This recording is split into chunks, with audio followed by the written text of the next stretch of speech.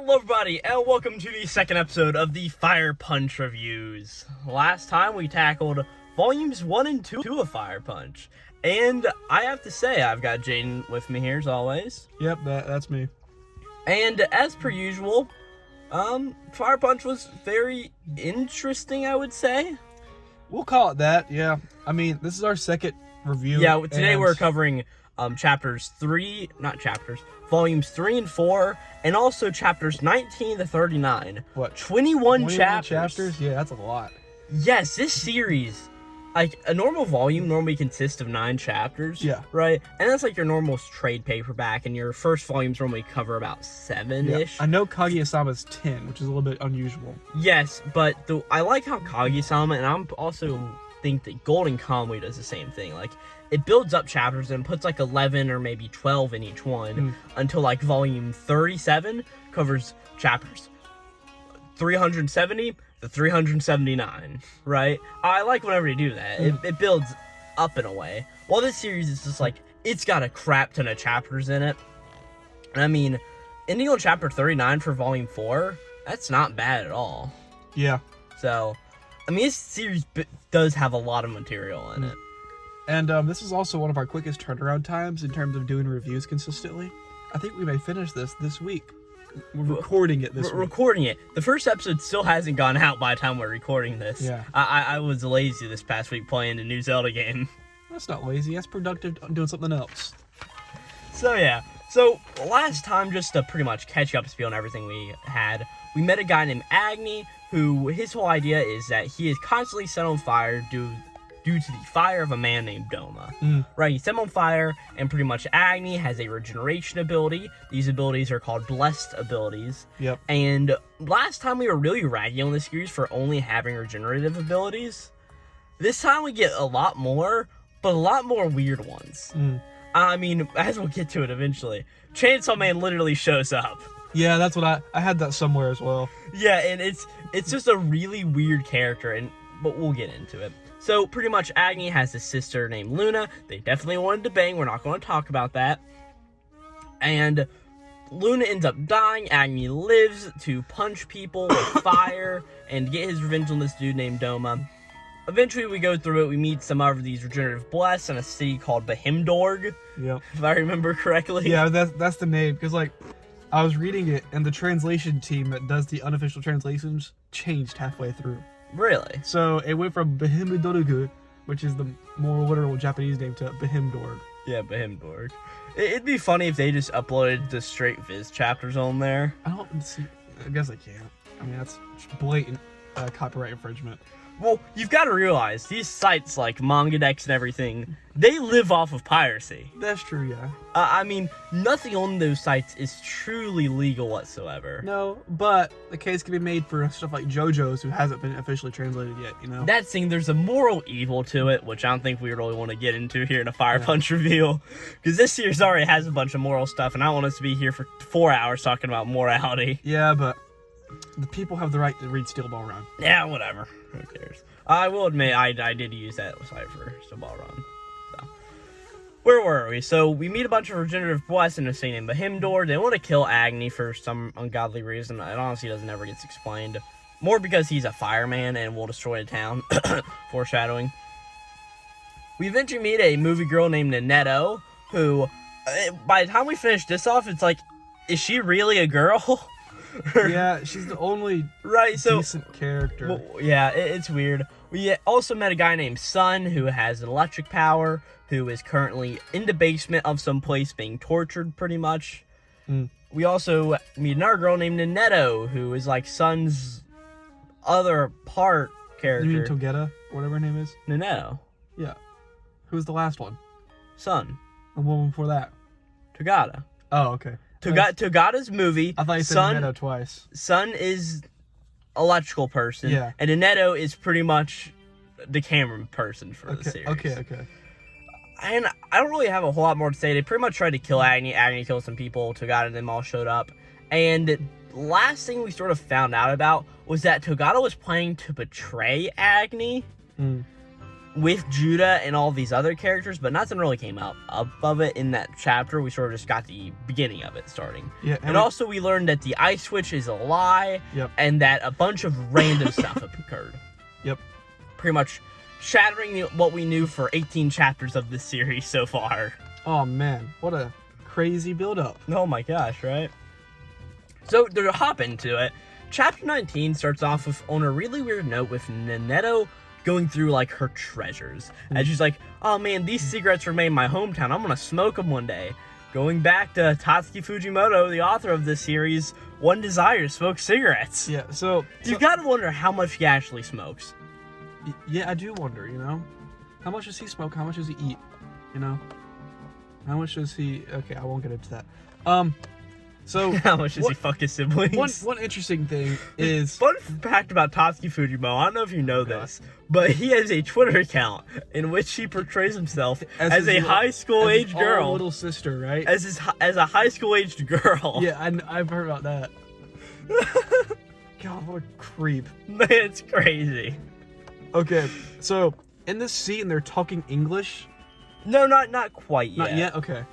So, pretty much we go outside. And this is where it happens, right? So, Agni's like on pain, writhing outside because Nanetto's filming everything. And he's just like, I've lied about so much, right? And for some reason with this, Agni asks Nanetto to speak some English to him. And she says like 4 words or something, right? Doesn't she like ice or cold, snow, fire, and punch? She says punch means panties. So we're already off to another weird start. 2 fucking pages in. See, that's type of stuff I read. I go, I don't fucking care, and just skip on from it. But it is really strange trying to see them translate English to English, just because that's the way the medium works. Yeah, it is a little weird. So, whatever. I mean, they do it just by like putting brackets around it and changing up the font for it. Yeah. Which, I mean, once you understand it, you can easily tell. But whatever. Pretty much now they are ready to go kill Doma, and Agni has a really baller suit on. Is this suit a space suit? Yes, I'm guessing. He has a spacesuit tuxedo. Yes. Okay. And like an Eminem style hood, where he walks around being all emo and shit. Sure. He also has this weird metal like caps on his arm that won't let him burn through it. Don't ask me how it works, but it's there. So pretty much we're walking through, and Agni sort of has this big moment of, hey, it's finally time for me to die, right? I can finally do this. As you're walking through like all these cages and stuff, right? And just walking on this long hallway, as there's suddenly an ambush going on, right? And pretty much a bunch of things happen. Agni punches some people in, right? And we then walk by as he sort of sees all these people. And he sort of sees vestiges of his younger self and his family all around him, right? And eventually there's a very much younger Agni standing on one of the cages, just banging on it, right? As Agni finally looks into the cages and sees a bunch of slaves in them, right?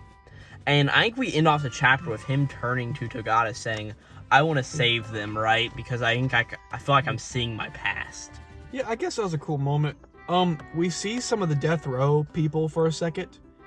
Yes, they are all standing outside and they all have like armor suits on and stuff. One of them mentions, I don't care what we gotta do as long as I have people to kill and women to rape. Really? 'Cause they don't say that in the Viz translation. But one of them looks like Darth Vader with his mask off, and another one looks like RoboCop, which are probably references. One of them is wearing the power suit that was mentioned last time. The muscle guy, right? And then one of them apparently has a mask and a mohawk. He's the wind dude. Yeah. The, I don't know, Evangelion-inspired one is the muscle man. And the other guy is the Iron Control, who looks like he's on something. Yeah. One quick note I made here. Agni would make the perfect steam generator. You strap him under a big pot of water. The water makes steam, goes up a turbine. That turbine spins a giant piece of metal around an electromagnet, and it produces all the electricity you need. He could become a small generator. He could, yeah. You know, I was just thinking about that when I was reading. he's a better food generator in this series, though. That's true. We'll get They could use him for 2 purposes. They could, right? Just keep him down there, chop his head off while Chop the one half of his head off. Yeah. So pretty much in chapter 20, there's more of these visions that Agni is having, right? And he really thinks about how he's lying and how he is acting. Yeah. Right? As it's pretty much like he is deceiving himself in a way. It's a lot of really weird back and forth. I mean, I don't know if you really got anything different than I did off of it. One thing I did notice is that he lied about living before it was cold. Yes. Which fixes some of the timeline issues we had last time. Yes, that very much does. I thank you for mentioning that. Because last time we were mentioning... Like, how long ago did this happen, right? I think it was like 300 years ago. But... Yeah, but if he's 12, how did he see the cold times before Luna did? Because, I mean, they seem almost the same age. But that really does fix so much of this timeline. Yeah, so, I mean... Was that a Band-Aid fix? Maybe, but... To be honest, the way that Tatsuya Fujimoto, I know, sort of plans out his writing, I'm guessing that's just something that was supposed to come up later whenever Agni has this moment to himself, I guess. Maybe. But pretty much Agni's like, I want to save them, right? And he's just like, I don't care at this point. I just want to beat the world. Pretty much showing that he still wants to live and do all of that. He wants to change his own story, and Togata gets really pissed off at him about this, right? He's like, come on, we need to go kill Doma, right? This isn't good to have a new emotional catharsis halfway through the movie, right? This isn't really good. And all of a sudden, he's like, all right, I want to also go save Sun. So he ends up freeing all these prisoners and sending them down to the depths and where all the generator people are to save all of them. Yeah, so I think... what's her name? Togata mentions, or Nanetto mentions, if you do this, you have less hate for Doma by doing this. Yeah. Do you know what she meant by that? You're sort of changing up what you want to do in a way, I guess, think. Yeah. So because his one goal was killing Doma, and now he's branching off his focus. Yeah. So he's there, and he's like, go save Sun. So everybody's running down there as an army appears, starts to appear in front of him, and they start shooting Agni and everything, and a bunch of these people are looking back and like, oh my gosh, he's a protecting god. So... Yeah. What the funny thing is, when he mentions, I gotta kill Doma, and she's like, dude, don't name drop some random character in the middle of the movie. But Doma's like the big bad guy. You would think he'd already been name dropped. I mean, literally, at this point in the story, the only thing keeping me together is the movie commentary. I do feel like past this point, past whenever we get in this chapter, the series does get a whole lot more interesting. Okay. But we'll get into it. So, chapter 21, it just randomly cuts. All of the slaves in the bottom are all saved, right? Every single one of them. I think I noticed that as well. I went back to 20, I'm like, wait, so what happened last time? They run down a stairwell after Agni saved them, and now they're all saved? Right, what's going on here, right? Agni starts to walk through, and he's just like, I can't fall, I'm feeling lightheaded already, but if I fall, all this will be for naught. Yeah, because isn't he getting shot? Yeah. Yeah. He's really getting wounded through all of this. And getting shot in the head is one of the few things that at least slow him down. Man, it's almost like Denji and Chainsaw Man. Huh. One thing I noticed was that the main villain guy here in the power suit kind of looks like a fucking transformer. I wrote down Optimus Prime as one of my notes. I can see that, yeah. But pretty much all of a sudden, I think this is really cool. So if we remember the Iron Control dude last time, right? Well, he now has a mask that can spot all iron in the vicinity around him. And Agni's new arm is sort of made out of that iron compound, so he just pulls him up through the stairway and just pulls them all the way up, right? And at this point, Agni's like, oh crap, as he's now got to face off against these three dudes. Yeah. As who I have nicknamed the Sexist Muscle Man. Okay. Because he says some really sexist stuff here. Okay. I don't remember what, because I think I've sort of blocked it out of my memory, right? But it's sort of set up that it's him versus Agni. And I made a little note here that on pages 12 and 13, there's a really cool panel of the two of them just getting ready to face off.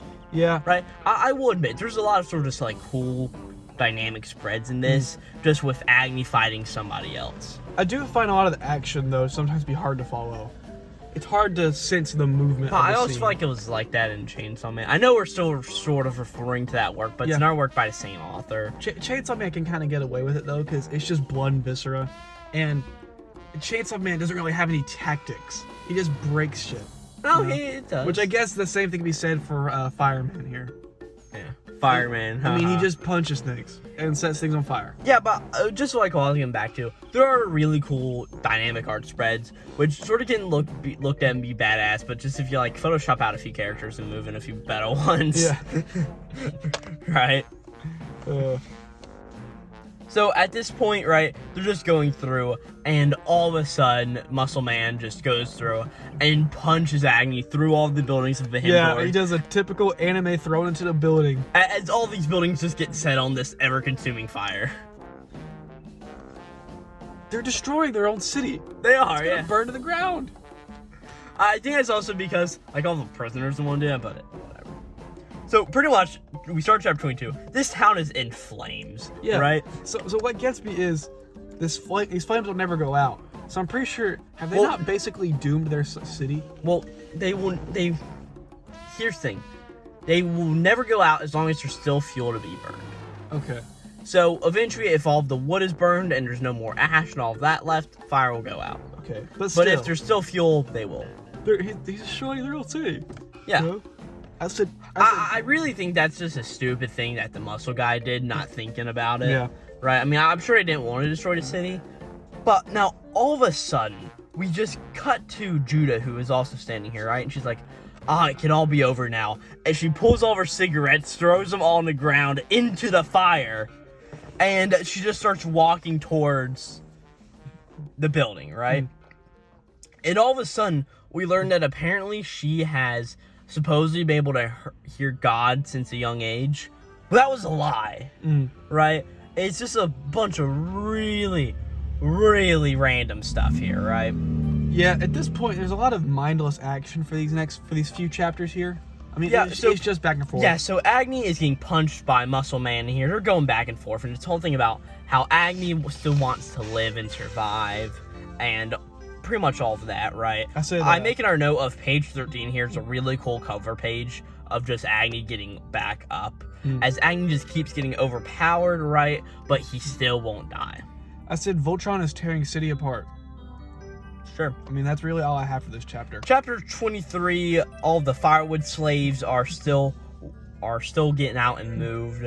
And all of a sudden, pretty much this guy, who we will learn his name later, is Eloy, right?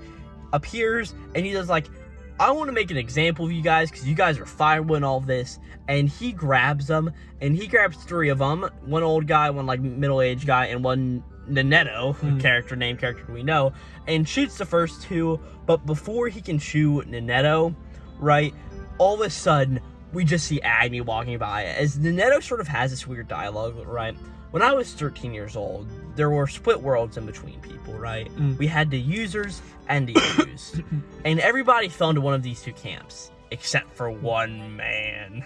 As all of a sudden, we see that she runs over to someone's like, hey, give me the video cam, right? And she starts to film Agni some more as he's walking down, as Agni just puts a really square punch into Muscle Man's helmet as a crack starts to form. Yeah. So one thing I noticed, I don't know if this was really addressed last time, but the reason that these people came to these villages and tried to take people, the blessed ones, was because they were using them for fuel, which we reveal later, you know? But like in the opening scene... I mean, that's the whole thing is these people who were referred to as the firewood are the blessed that were trapped underground to supply the city with everything. So I think it's interesting that, you know, like at this point in the series we realize, oh yeah, that's why that was happening again. Like we learned that this city just goes out and takes people from villages. Yeah, to use them as literal firewood, pretty much. Yeah, so it's a little bit of a weird thing, but I still sort of like this whole thing of Agni standing back up, and he just puts a well-timed punch into the guys in the helmet. One of my problems so far is that there's no stakes with an invincible MC. Agni doesn't necessarily care about anybody, so he doesn't have any emotional attachment. Well, he does care about people, but I sort of need to refer to get into that. But because he's invincible, it's hard to be like, oh no, what's going to happen to him this time? It's like, no, he's going to win the day eventually. Yeah, I can definitely see that. I mean, there will come a point where he will win. I do personally think that Nanetto is my favorite character in this so far. She has to be, yeah. I mean, I feel like her and Sun have just a sort of fun dynamic between them. So I think they're sort of two of my favorite characters. And sort of Neto's whole thing here of split worlds, used or near used, except for one man, right? I think that's sort of cool, right? So all of a sudden, we cut over, or no, never mind. Wrong chapter. Right? Chapter 24, yeah. So pretty much it's, instead of getting into the chapter, like, the army men are like, man, that guy's a devil, and all of the enslaved are like, oh man, he's a god.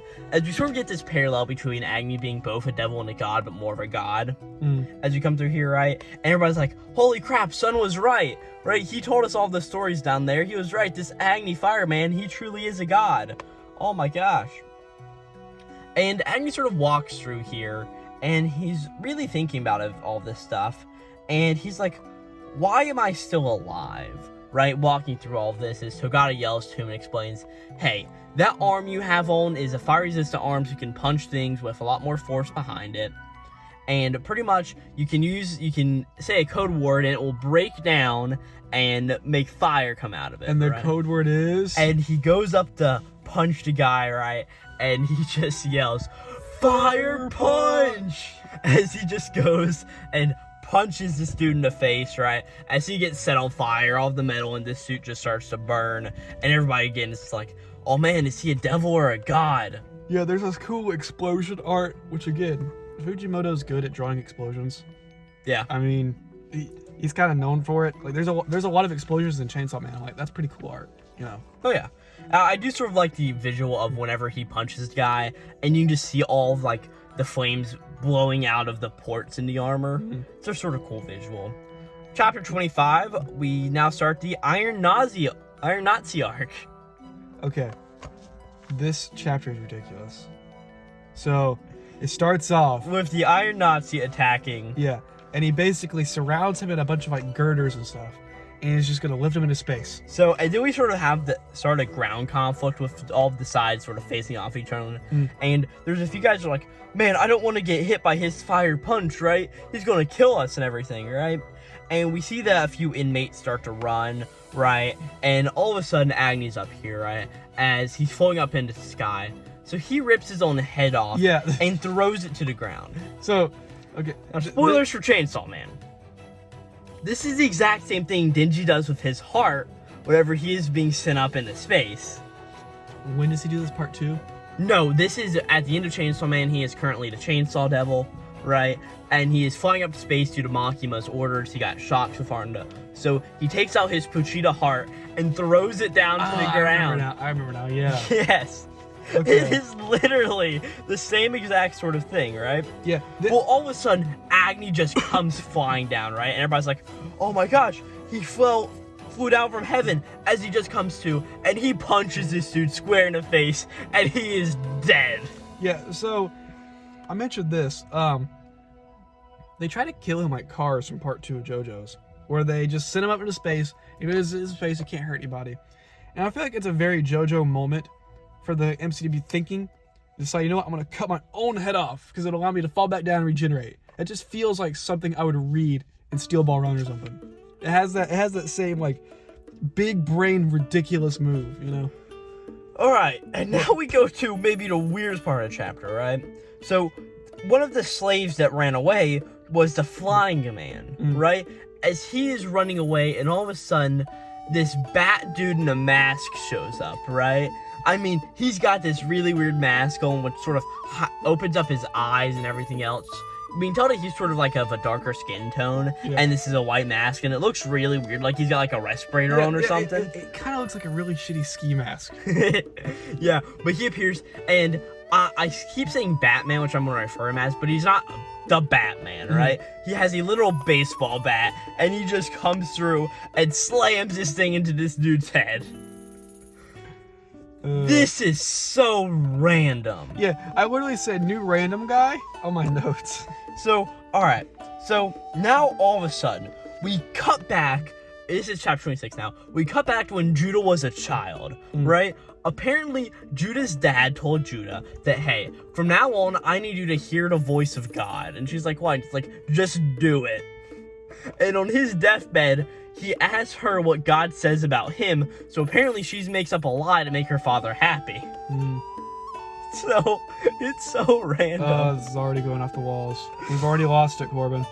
Baseball bat dude is here, and he brings a bunch of these, like, the slave trucks over, and he says that they are followers of Agni. Yeah. Right? Pretty much. So, it starts sort of here, but we'll get later. Agni has a literal fucking cult, which is great. Yeah, he starts getting a big following. So, yeah. You want to say something? Yeah, something I noticed really here is they have the trucks lined up. There's this really cool perspective text bubble where it looks tilted. Like it's flat with the trucks and it's like at a different camera angle. I don't know if they did that on your translation, but it's like angled on mine. I'll show you. It's really cool. Yeah, I may have seen it and just not thought twice about it. It's a really cool artistic style. Yeah, bring that up here real fast. But yeah, keep going. So pretty much what's going on now is Judah walks up to Agni, because Agni's pretty much killed everybody, and she goes up and tries to touch Agni, right? And Agni's like, "What? Why are you touching me?" and all of this stuff, right? As we sort of cut back over to all of these people on the ground, as you're just like, "Oh man, we don't want to be punished for killing the guy here, right? This is bad and everything." And all of a sudden, this dude pretty much makes them all come back together, and this is the same Uloi dude. Or Uloi, how do you say it name? I don't remember. Uloi, I must someone say how it is. And we also learned that he has a fire blessed power. That's fun. So Agni starts to walk into the city, and Judah just continues to follow him, right? And at the end of the chapter, we get a note where she says, "Hey Agni, I am your little sister Luna," right? So it's just a little sort of interesting thing there that, oh no, this is Luna. Mm-hmm. So yeah, you can see right there. Yeah, I mean, that's an interesting panel. That's what I was interesting. Something I noticed is that this new character, Judah, is trying to manipulate Agni. I wonder if this was kind of like the inspiration for Makima. It's just this manipulative, strong female character. I'm going to need to put a Chainsaw Man spoiler notes being of this episode. Yeah. But it's really hard not to compare the two. And obviously, because I think Chainsaw Man is, well... but better. It isn't good. It is my favorite work from Fujimoto. But that's like saying that... Chainsaw Man isn't even my favorite work from the guy. I mean, that's like saying that heroin is my favorite injection, you know? Oh, yeah. Great, man. So, going to chapter 27, right? Agni's like, "Hey, I know you're not Luna. She is dead, right? There's no way you can be her." Yeah, well, the reason translation notes are fun, right? I don't know if it shows this in yours, but she refers to him in Japanese as Oni-chan instead of just Ni-chan, which is two different ways to say older brother. So he could tell from the way that she said it that it wasn't her. Yeah, it sort of just translated to like big brother and stuff in mine, but I still got the same point across pretty much. It was Luna would have never called Agni that, and that's the whole point of it, right? Go over to Sun and Neto, they sort of have a little fun back and forth, right? As we sort of get introduced to these people as the followers of Agni, right? Yep. And they're like, "Man, this guy's a legend," and Tagada's like, "Oh man, totally." So, it's a little weird. There's a random pyramid. We'll get to that. We learned that Batman has a blessed ability that lets him soul search people. Yeah. See into their soul. Sure. But he can't read Agni's because he's too tortured. Yes. We pretty much go by a pyramid, and Tagada's like, "Oh man, it's a pyramid, that's cool." As it's pretty much brought up that, here's the thing, it won't matter, Agni will still have a tragic end no matter what, right? As it's all brought back to Judah versus Agni here, not really versus, right? Sort of side to each other. And she's like, "Dude, Doma's gotta be dead, right? You killed him." As all of a sudden, Agni's just like, "What?" As she's just like, "Hey, you can kill me." Yeah, so... Chapter ends. I have this for the beginning of chapter 28. When did Doma die? He was underneath the city, trapped. What a lame end. And the city literally is burned down. Okay. But did you not read all of the chapters, Jaden? No, I did. But I guess I just didn't catch when Doma may have croaked. And that thing, it Because never... I thought they were saving it for a confrontation. It never shows Doma, but I can sort of imply that Doma was in the city, so he is probably dead. Okay. Chapter 28. There's more stuff about Agni being a liar and both of them being liars, right? It's almost turned into Oshinoko now. Yeah. It tries to get philosophical. Yeah, and it's all like, hey, come die, right? And you can do all this, right? And Agni sort of thinks back and he's like, hey, Luna, why did you tell me to live, right? And he's like, do I really want to live? As all of a sudden, it looks like Judah has grabbed him, and it looks like she is burning to death, right? As all of a sudden, some random person in an Eskimo outfit comes over, cuts off Judah's head before the flames reach the head, and we learn this person is supposedly the Ice Witch. Kenny from South Park. Which That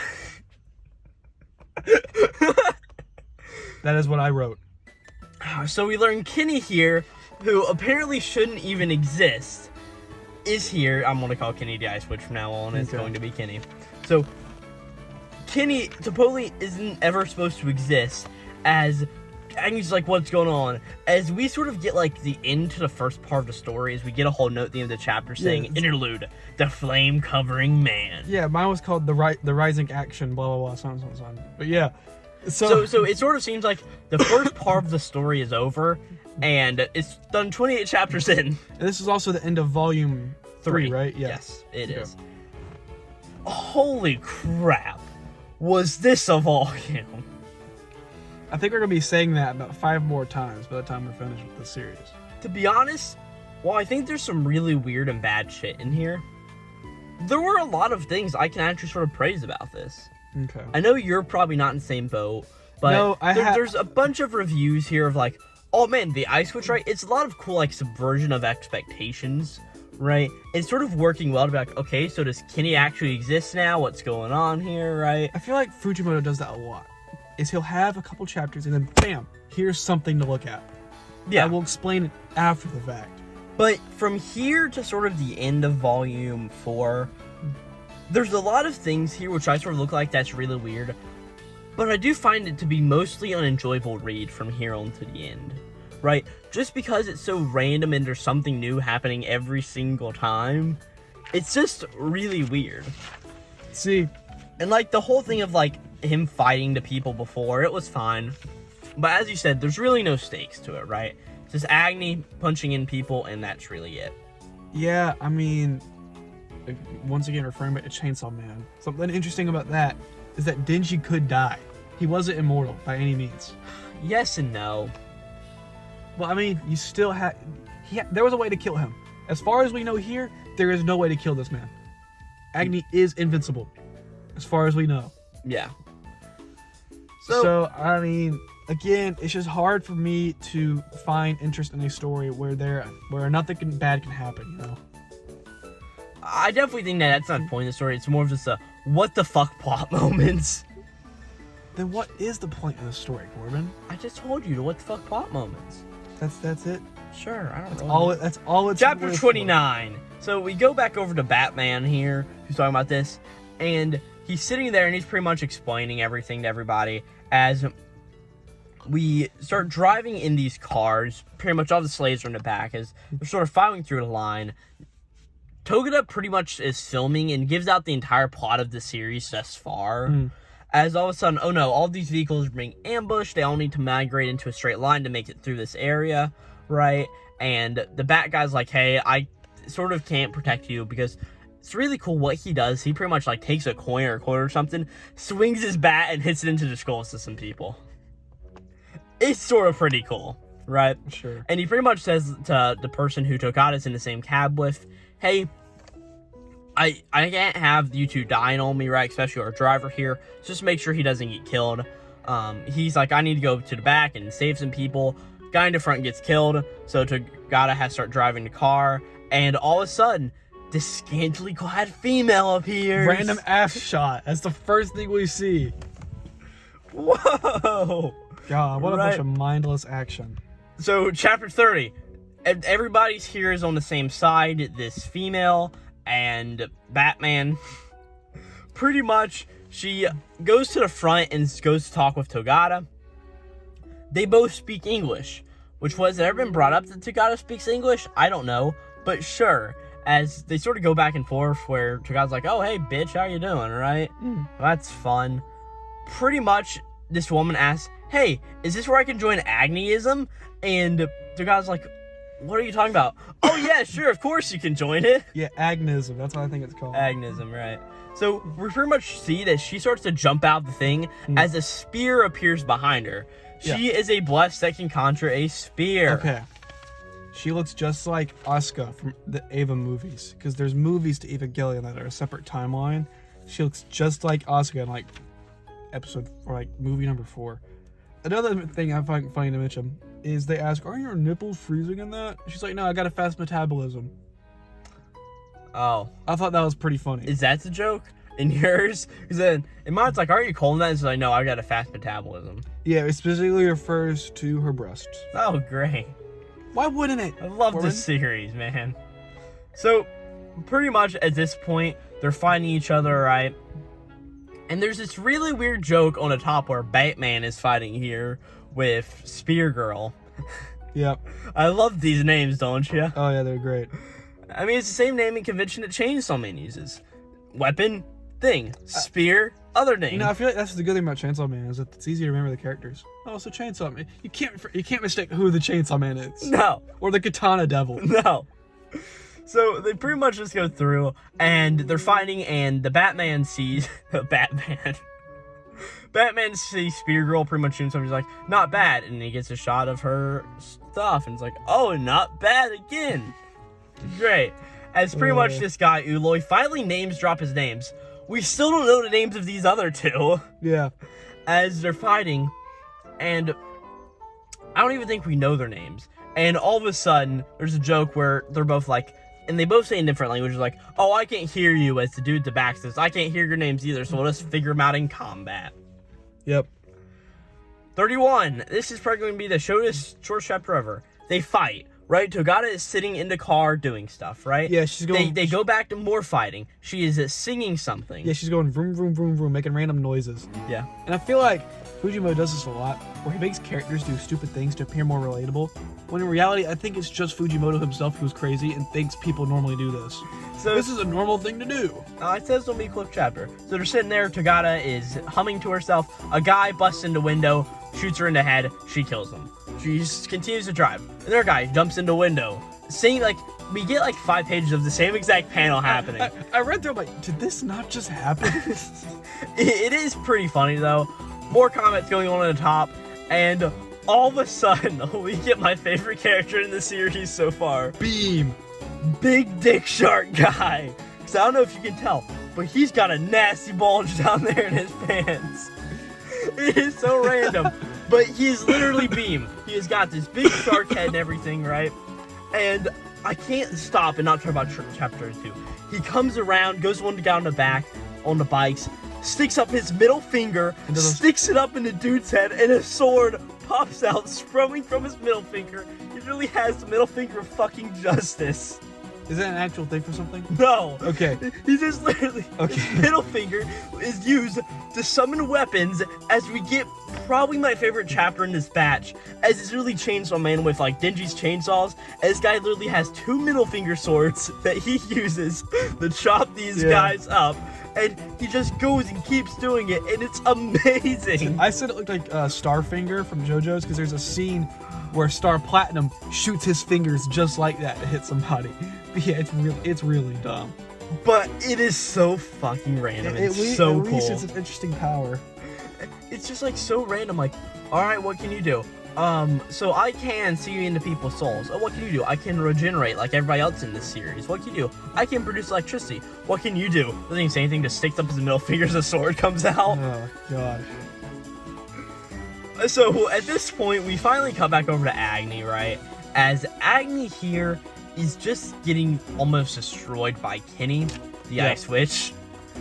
It's really confusing, I bet, just calling him Kenny. I'm gonna go back to the Ice Witch. Sorry, Jaden. Your joke was funny, though. So, pretty much Ice Witch is here, and Agni's like, "Why would you freeze over the whole world?" And the Ice Witch is just like, "Because I can and would." Because, you know, when you feel like making a snowball, I feel like making that for the entire fucking planet. Really? And Agni at the end of the chapter is like, "I must kill this Ice Witch person," right? Really, dude? Oh. Which, the fact that we get that she's not real afterwards, I guess, makes it more legit. But if this was the actual Ice Witch, and her reasoning was, it was funny, I would have been pissed. But that does make a really good, just big evil villain that a good hero would want to overcome and really defeat. I mean, I guess it's kind of like. But that's pretty much the base of how you make a truly like evil character and somebody who can't be redeemed. Well, it's kind of like when my friends do stupid shit, I just tell them to stop. You know, like whatever. So chapter 33, there's a really weird thing to where the Ice Witch gives Agni payback for something. Do you understand this? Because I did not. No. It's like she gives payback to Agni, and Agni shortly is just sitting there as the Ice Witch just leaves. Yep. It's not really explained, right? At this point, we cut over to Nanetto and who's his face? Togata. Yeah. As they're there, and we're pretty much waiting on Agni to return. And Agni eventually returns and is just like, hey, how many people died in that conflict as he's been walking? This is what he's been thinking about. Because it is shown that he does actually care about people. He may not show it, but he does care. And they said like probably around 10,000 people died. 10,000 people. But they try to make it seem better, and Nanetto at least tries, but the guy's like, it doesn't matter. He still killed a lot of people. You saved 300 slaves. So, do you remember how many people were killed by the gun devil incident in Chainsaw Man? It was a crap ton. I forgot. I don't know if it was 10,000 though. No, but it was a lot of people. I totally forget, right? Okay. Where was I? So pretty much you're sort of sitting here, and it's the whole thing about how Agni does not like to see people die, right? As Togata pretty much says, like, hey, Agni, here's the thing. You are a lord and god in this town, so you need to show yourself as it, right? And we see the Sun is sort of building this up as Sun still hasn't seen Agni and all of that, so it's a little bit of an interesting thing. Yeah, so I know in Warhammer 40k, the God Emperor becomes God not by his choice. He's just chosen by the people because he's this really powerful being who leads them into the universe. And I feel like it's the same thing going on here. Agni does not want to, he just got thrust into the position. And it sort of go back and forth where Agni is shown at and looked at as a god, and pretty much he's given this god role. That's pretty much the long short of it, right? Agni's not a god of this town. Chapter 34, there is a food crisis going on in this little settlement, right? As we learn that we have a bunch of people we need to feed. 300 of these slaves, 200 of these people who are the firewood, or the people who are being used by Behimdor with blessed powers. 30 of the Batman's gang. Yep. And then the 160 members of Spearwoman's family. This got brought up earlier, but pretty much Spearwoman left someplace that was warm and became cold to end up needing people to help. Yep. And she came because she heard the legend of Agni, who was on fire and it would be warm. Something I noticed is that Togata or Nanetto one says, why don't you just have a bunch of fire sex, fireman? Oh, sorry, your semen's probably on fire too.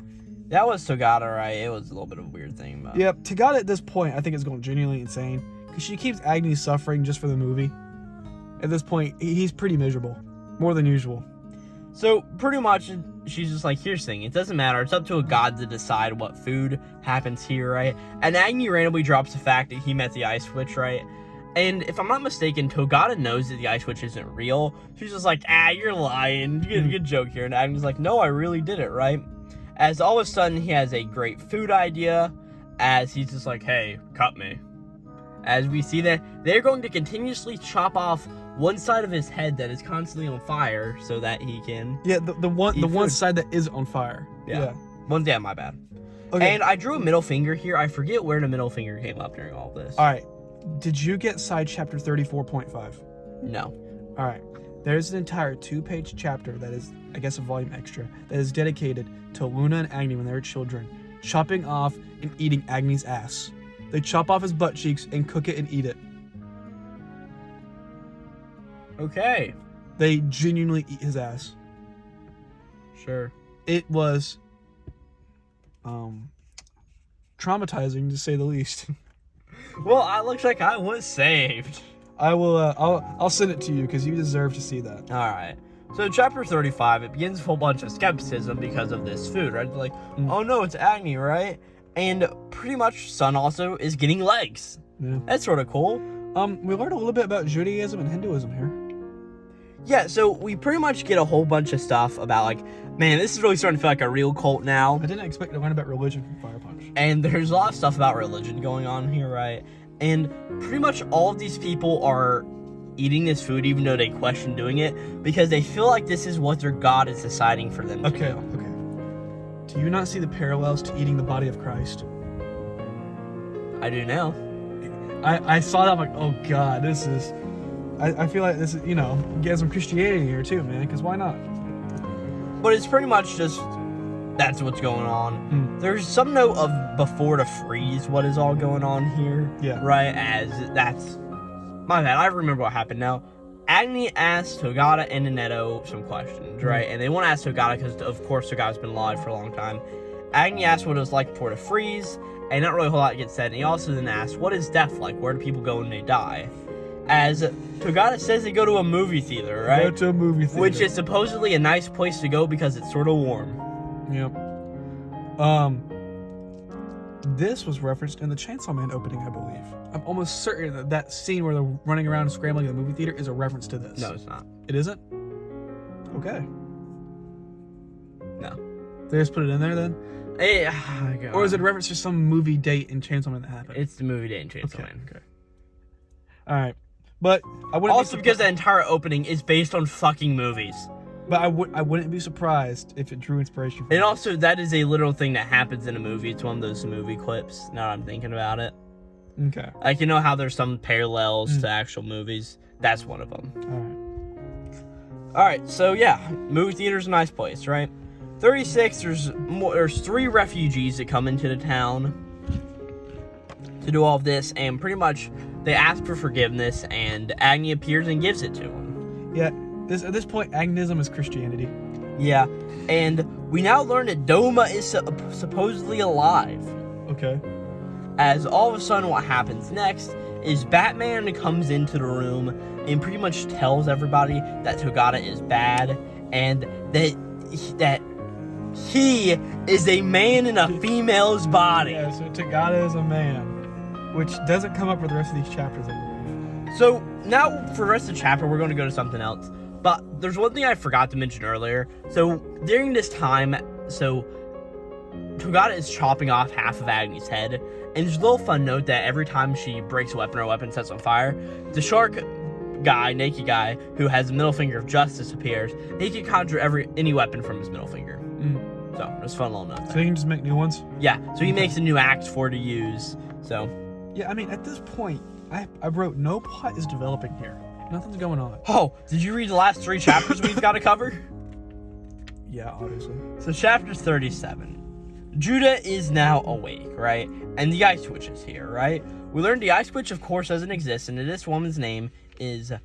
How do you think you say this? I didn't know she had a name. Oh, it's Solia. Or Solia. Solia. Yeah, I never got that. Yeah, so Solia is pretty much here, and she says that Judah is about to become her own personal doll, right? She wants to rebuild the principles of the world back up. Yep. As we see one note of destruction and rebirth, as we see that destruction is modeled by Togata, and rebirth is modeled by Agni. Yeah. She pretty much says that she wants to end the world and recreate it, and that's pretty much all the important notes of the chapter, right? There's a lot of dialogue in these next 2 chapters, but it can really be summed up fairly easily. Yeah, but she plans on basically killing everybody here and everybody on other worlds. We'll get to it. Oh, shit, that's way later. My bad. It is way later. I'm gonna have to cut this out for the fun of it. No, oh, darn. 38. She wants to turn Judah into a tree of life because the tree of life will make the world a warm place. Like a toaster. Yes. Pretty much, we learned who the blessed people are. Back in the past timeline, which we'll eventually learn was most likely on other planets. Yep.